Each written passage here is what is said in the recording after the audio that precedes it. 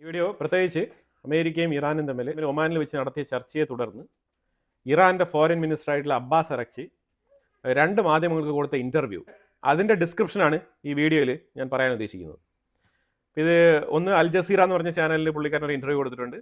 അതുപോലെ തന്നെ ഇറാൻ്റെ ഉള്ളിലുള്ള അവരുടെ ദേശീയ മാധ്യമത്തിനും ഒരു ഇൻ്റർവ്യൂ കൊടുത്തിട്ടുണ്ട്. ആ ഇൻ്റർവ്യൂവിൽ പുള്ളിക്കാരൻ കുറച്ച് വിഷയങ്ങൾ പറയുന്നുണ്ട്. ആ വിഷയത്തിൽ ശരിക്കും എന്താണ് മനസ്സിലാക്കാൻ പറ്റുമെന്ന് പറഞ്ഞാൽ അമേരിക്ക ഒരു കൺഫ്യൂസ്ഡ് മൈൻഡ് സെറ്റിലാണ് ഉള്ളത്. ഇറാനെ അറ്റാക്ക് ചെയ്യണോ വേണ്ടയോ എന്നുള്ള കാര്യത്തിൽ. അതിന് പ്രധാനപ്പെട്ട കാരണം സ്ട്രെയ്റ്റ് ഓഫ് ഹോർമസ് എന്ന് പറഞ്ഞ ആ ഒരു ഷിപ്പിംഗ് കോറിഡോർ, ആ കോറിഡോറിലൊരു പ്രശ്നം വന്നു കഴിഞ്ഞാൽ ആഗോളതലത്തിൽ അത് വലിയ രീതിയിൽ ട്രേഡ് ഇമ്പാക്റ്റ് ഉണ്ടാക്കുമെന്നുള്ള ഒരു വിഷയം അമേരിക്കയെ അലട്ടുന്നുണ്ട്. ഇത് നമ്പർ 1. ഇനി ഇറാൻ ചർച്ച നടത്തിയ പശ്ചാത്തലം, അതിൽ ഇറാൻ പറഞ്ഞു വെച്ച വിഷയങ്ങൾ, അവിടെ ചർച്ച നടത്തിയതുപോലെയാണോ ഈ മാധ്യമങ്ങൾക്ക് കൊടുത്ത ഇൻ്റർവ്യൂവിൽ സംസാരിച്ചത് എന്ന് ചോദിച്ചു കഴിഞ്ഞാൽ കാര്യങ്ങൾ വളരെ വ്യക്തമാണ്. അതിലൊരു ചോദ്യം വളരെ പ്രസക്തമാണ്. പൊതുവിൽ എന്തുകൊണ്ടാണ് ഇറാനും അമേരിക്കയും ഇത്രയും ടൈം ലൈൻ എടുക്കുന്നത്, അതായത് ഇത്രയും ലെങ്തി പ്രോസസ്സായിട്ട് ഇതിനെ മാറ്റുന്നത് എന്തുകൊണ്ടാണ്? ഇതാണ് ഒന്നാമത്തെ ചോദ്യം. കാരണം ഇതൊരു ഫൈനൽ ടോക്കാണ്. ഈ ചർച്ച കഴിഞ്ഞാൽ യുദ്ധമാണ് എന്ന് പ്രഖ്യാപിച്ചിട്ട് പോയിരുന്ന സാഹചര്യത്തിൽ എന്ത് സംഭവിച്ചു ഇത്രയും ടൈം ലൈൻ എടുക്കാൻ എന്നുള്ളൊരു ചോദ്യം വളരെ പ്രസക്തമാണ്. ഇപ്പോൾ ഈ ചർച്ചയൊക്കെ നടന്നു.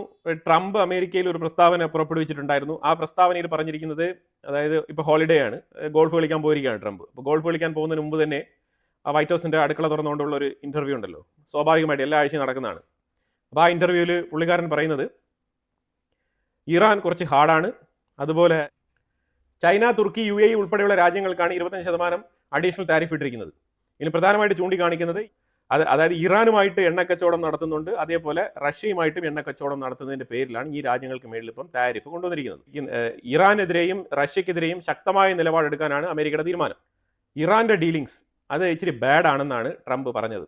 അത് ആദ്യത്തെ പ്രതികരണമാണ്. അതായത് ഈ ചർച്ച കഴിഞ്ഞിട്ടുള്ള ട്രംപിൻ്റെ ആദ്യത്തെ പ്രതികരണമാണ്, ഇത് കുറച്ച് ബാഡ് ആണ് ഇറാനുമായിട്ടുള്ള ഡീലിങ്സ് എന്നാണ് പറഞ്ഞു വെച്ചത്. അത് ഇറാൻ ശരിയായ രീതിയിലല്ല ഈ ചർച്ചയെ കൊണ്ടുപോയത്, അവർ വേറെ എന്തോ ഉദ്ദേശിക്കുന്നുണ്ട് എന്നുള്ള ഒരു ധ്വനി ഈ കമൻറ്റിലുണ്ട്. അപ്പോൾ എന്തായാലും ഒരാഴ്ച നമുക്ക് നോക്കാം എന്നാണ് പറഞ്ഞിട്ട് പോയിരിക്കുന്നത് ട്രംപ്. അപ്പോൾ ഒരു 1 വീക്ക് ടൈം ലൈൻ കൊടുക്കുന്നതായിട്ടാണ് മനസ്സിലാക്കാൻ പറ്റുന്നത്. പക്ഷേ അമേരിക്കയെ നമുക്ക് അങ്ങനെ പ്രെഡിക്റ്റ് ചെയ്യാൻ കഴിയുകയില്ല. അവർ 1 വീക്ക് എന്ന് പറഞ്ഞാലും ചിലപ്പോൾ 2 ദിവസത്തിൽ തന്നെ ആക്രമണം നടത്താനും അതേപോലെ 2 ദിവസത്തിൽ ആയത്തുൽ ഖമനിയുമായി ഡീലിൽ ഒപ്പിടാനും സാധ്യതയുണ്ട്.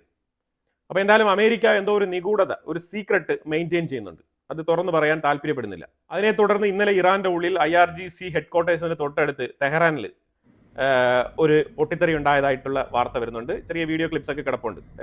അതിൽ ചെറിയ തോതിലുള്ള പൊട്ടിത്തെറിയൊക്കെ പുകപടലങ്ങളൊക്കെ കാണാൻ കഴിയുന്നുണ്ട്. ഇറാൻ്റെ ഉള്ളിലാണെങ്കിൽ പ്രൊട്ടസ്റ്റ്, നല്ല രീതിയിലുള്ള പ്രതിഷേധം ഇന്ന് തൊട്ട് തുടങ്ങിയിട്ടുണ്ട്. ഇന്നലെ രാത്രി മുതലേ തുടങ്ങിയിട്ടുണ്ട്. ഇതാ സോ ബ്രേവ് എന്നൊക്കെ പറഞ്ഞുകൊണ്ട് ആൾക്കാർ പോസ്റ്റ് ചെയ്തിട്ടുണ്ട് സോഷ്യൽ മീഡിയയിൽ. അവർ പല സ്ഥലങ്ങളിലും പ്രതിഷേധം, പ്രത്യേകിച്ച് അമേരിക്ക ആക്രമണം നടത്തുന്നില്ല എന്ന് അറിഞ്ഞതിനെ തുടർന്നാണ് പ്രതിഷേധം ഇങ്ങനെ കൂടുതലായിട്ട് പൊട്ടിപ്പുറപ്പെടുന്നത് ഇറാൻ്റെ ഉള്ളിൽ. ഇറാൻ്റെ ഉള്ളിൽ നിന്ന് വരുന്ന സ്ലോഗൻസ് എന്ന് പറഞ്ഞാൽ ഡീൽ ആവശ്യമില്ല, ഞങ്ങൾക്ക് റെജിം ചേഞ്ച് ആണ് ആവശ്യം. അതാണ് അവർ പറയുന്ന statement. No deals, we want regime change. ഇതാണ് സ്ലോഗൻ.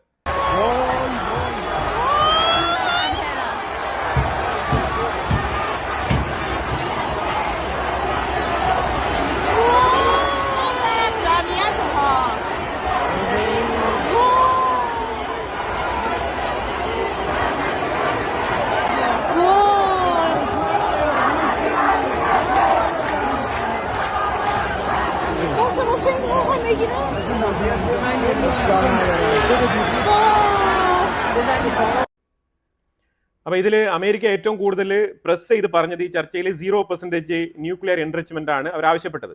പക്ഷേ 0% ന്യൂക്ലിയർ എൻറിച്ച്മെന്റ് പോസിബിൾ അല്ല എന്നുള്ള മറുപടിയാണ് ഇറാൻ കൊടുത്തതായിട്ട് അബ്ബാസ് അറക്ചി വെളിപ്പെടുത്തുന്നുണ്ട്. അതിന് പുള്ളിക്കാരൻ പറഞ്ഞു വെക്കുന്ന വാക്ക് 0% nuclear enrichment of the table എന്നാണ് പറഞ്ഞിരിക്കുന്നത്. അത് ചർച്ചാ വിഷയമേ അല്ല എന്നാണ് പറഞ്ഞിരിക്കുന്നത്.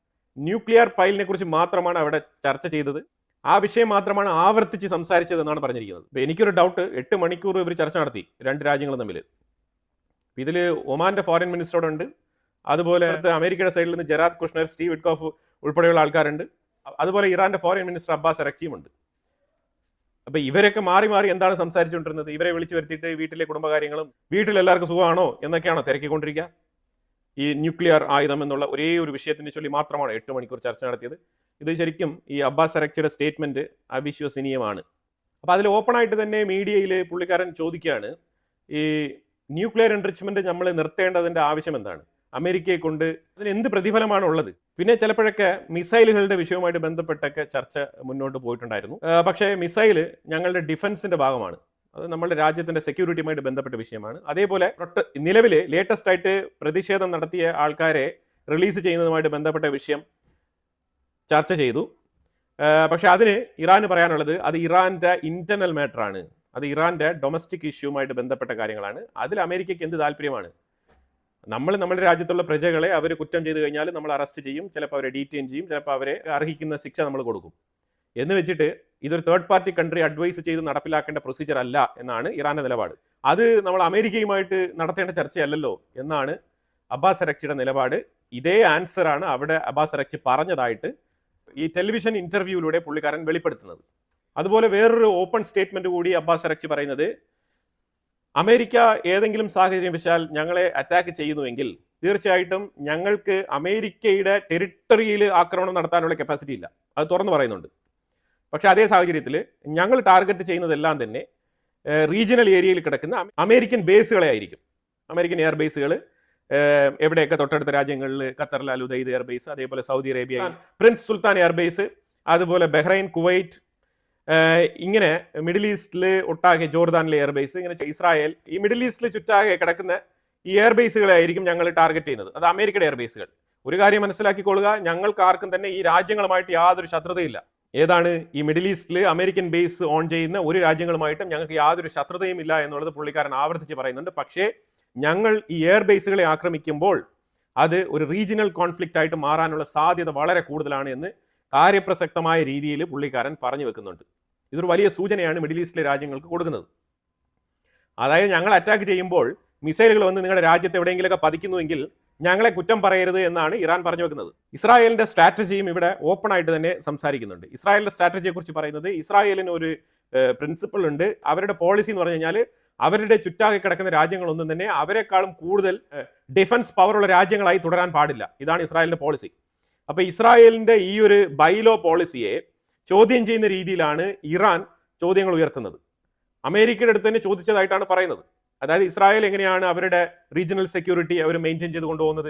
അതായത് മറ്റുള്ള രാജ്യങ്ങളെല്ലാം തന്നെ ഇസ്രായേലിനേക്കാളും ഡിഫൻസ് മേഖലയിൽ മിഡിൽ ഈസ്റ്റ് റീജിയനിൽ മറ്റുള്ള ഒരു രാജ്യങ്ങളും ഇസ്രായേലിനോടൊപ്പം ഡിഫൻസിൽ ഒരു ഈക്വൽ സ്റ്റേറ്റസിൽ വരാൻ പാടില്ല എന്നുള്ള നിർബന്ധ ബുദ്ധി ഇസ്രായേലിനുണ്ട്. പക്ഷെ അത് മറ്റുള്ള രാജ്യങ്ങളോട് ആ കളി കളിച്ചാൽ മതി, ഇറാനോട് ആ കളി കളിക്കണ്ട എന്നാണ് ഇറാൻ പറഞ്ഞു വെക്കുന്നത്. ഇതൊക്കെ പുള്ളിക്കാരൻ അവിടെ ഇരുന്ന് സംസാരിച്ചതാണ്.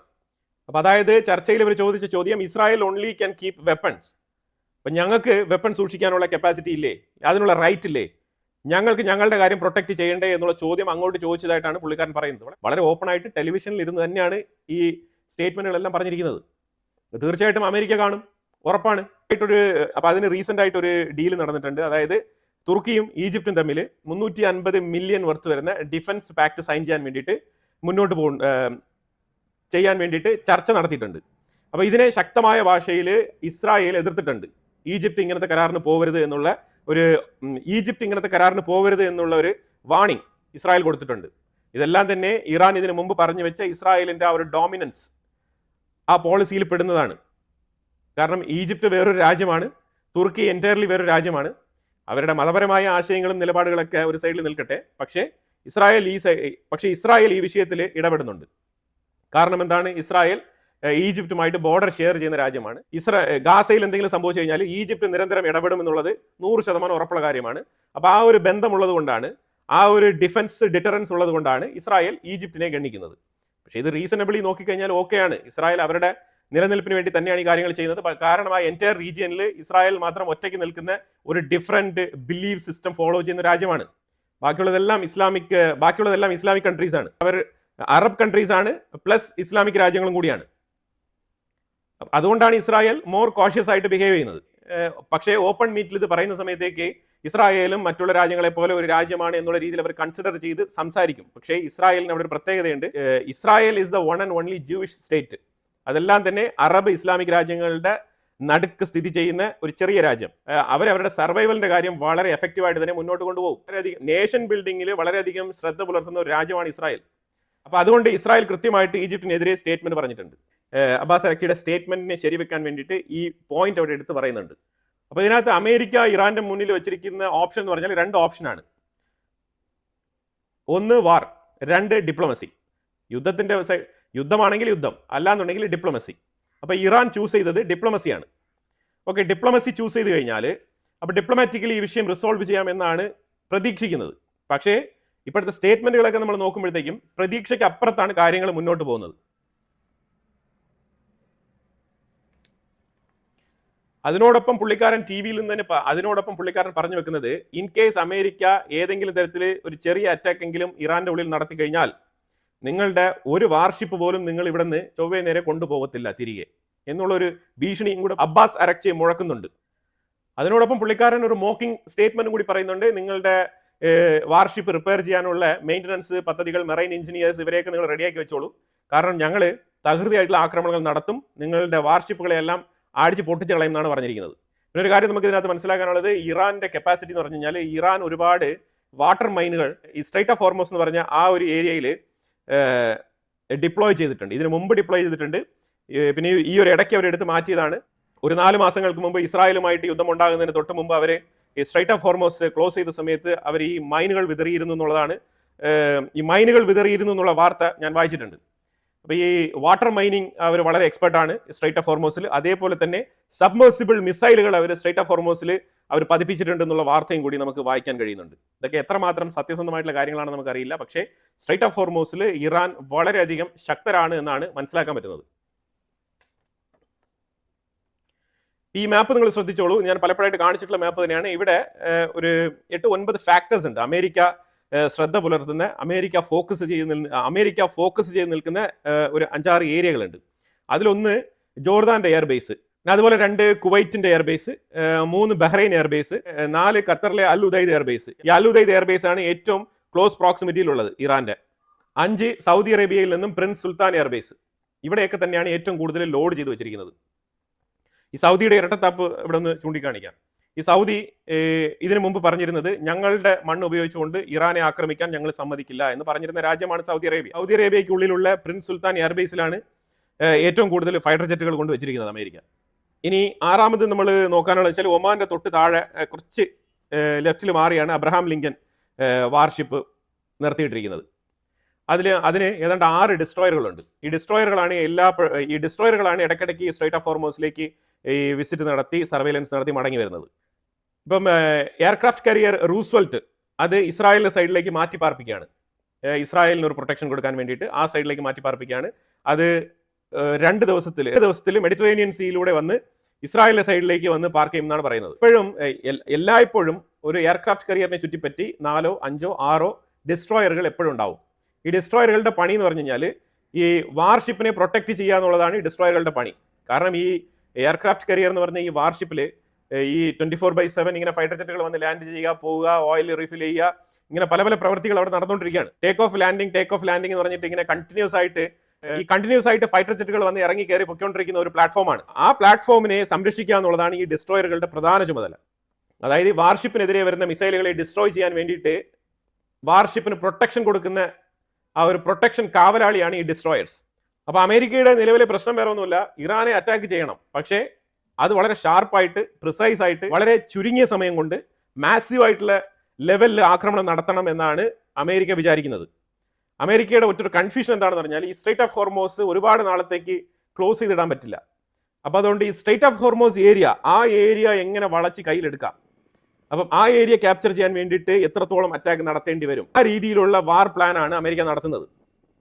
അതായത് സ്ട്രൈറ്റ് ഓഫ് ഹോർമോസ് അമേരിക്കയുടെ കയ്യിൽ വരണം. അങ്ങനെ വന്നു കഴിഞ്ഞാൽ പിന്നീട് ഇറാനെ വീഴ്ത്തുക എന്നുള്ളത് വളരെ എളുപ്പത്തിലുള്ള കാര്യമാണ്.